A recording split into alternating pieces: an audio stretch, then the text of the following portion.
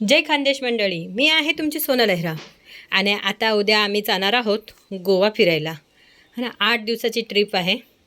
तर त्यासाठी आमची आता पॅकिंग चाललेली आहे. तुम्ही बघू शकतात की किती पसारा आहे. पॅकिंग करायला घेतलं म्हणजे डोकं काम करत नाही की काय सामान घ्यायचा, काय सामान घ्यायचं नाही, ते असं काहीच डोकं काम करत नाही आहे. आता सध्या तरी आम्ही एकेकाचं पॅकिंग करत आहोत. त्यात इथे पण तसंच चाललेलं आहे. हा जो आहे माझा मुलगा, हे बघा, याला तर काहीच माहिती पडत नाही. याला फक्त एवढंच माहिती आहे की लॅपटॉप चालू करायचं, काहीतरी मूवीज बघायचं किंवा गेम खेळायचं, एवढंच याचं काम आहे. बाकी दुसरं काहीच काम नाही याचं, हा ना. उद्या कुठे जायचं आहे मग आपल्याला? गोवा. का काय जातो आपण गोवा? का जातो ते तर सांग मग. फिरायलाच ना. कशाला, का फिरायला जायचं आहे? पण जायचं आम्हाला, माझी मर्जी. सुट्टी पडली म्हणून, वेकेशन आहे म्हणून. आता बस एअरपोर्ट घातलेत कान जाणार त्याच्याने, माहितीत का, बहिरा होतो माणूस. ओके, तर हे बघू शकता तुम्ही, आमची ही तयारी चाललेली आहे. मुलंच नाहीत, आम्ही पण एक्सायटेड आहोत, आम्हालाही जायचंच आहे. हा एवढा पसारा सगळा आवरायचा आहे. एकेकाचे कपडे, 4 लोकांचे 5 ते 6 दिवसाचे कपडे जे आहेत ते भरायचे आहेत. आता ते एक एक चालू करतेच. बॅग पॅक झाल्यावर तुम्हाला दाखवणारच. हे बघू शकतात, आमची ही एक बॅग तयार झालेली आहे. बॅग पण तयार झालेली आहे. तर तिसरी बॅग जी आहे ती पण तयार झालेली आहे.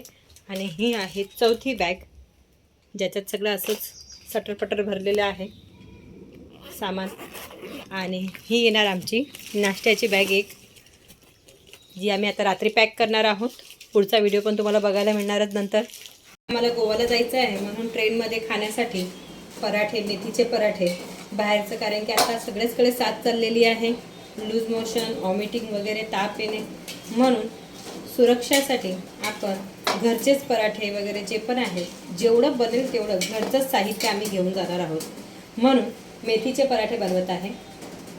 मेथीचे पराठे आहेत, गोड दशम्या आहेत, भेंडीची भाजी, गवारची भाजी, लसूणची चटणी वगैरे, असं सगळं काही आम्ही घेऊन जाणार आहोत सोबत. आणि बघा, तुम्ही बघू शकता की बाहेर तुम्हाला पावसाचा आवाज येतच असेल.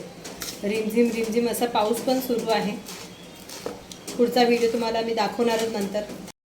हे बघा, आम्ही आज चाललो आहेत. कुठे चाललो आहेत आपण?